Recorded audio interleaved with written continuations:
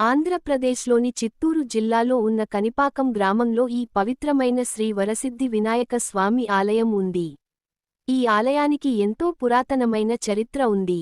పురాణాల ప్రకారం, చాలా సంవత్సరాల క్రితం కనిపాకం గ్రామంలో ముగ్గురు అన్నదమ్ములు ఉండేవారు.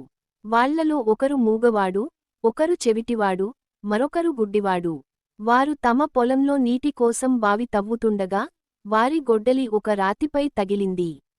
అప్పుడు ఆ రాయి నుంచి రక్తం లాగా నీరు బయటకు రావడం ప్రారంభమైంది.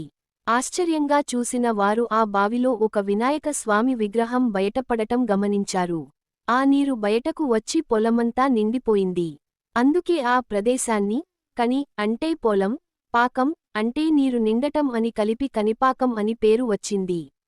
ఈ వినాయక స్వామి ప్రత్యేకత ఏమిటంటే, స్వామి విగ్రహం ప్రతి సంవత్సరం కొంచెం కొంచెంగా పెరుగుతుందని భక్తులు నమ్ముతారు.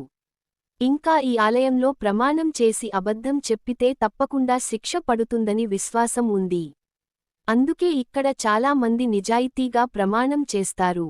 ఈ ఆలయాన్ని దర్శించిన భక్తులకు స్వామి వారి కోరికలను నెరవేర్చుతాడని విశ్వాసం ఉంది. ప్రతి సంవత్సరం ఇక్కడ బ్రహ్మోత్సవాలు ఎంతో ఘనంగా జరుగుతాయి. శ్రీ వరసిద్ధి వినాయక స్వామికి జై.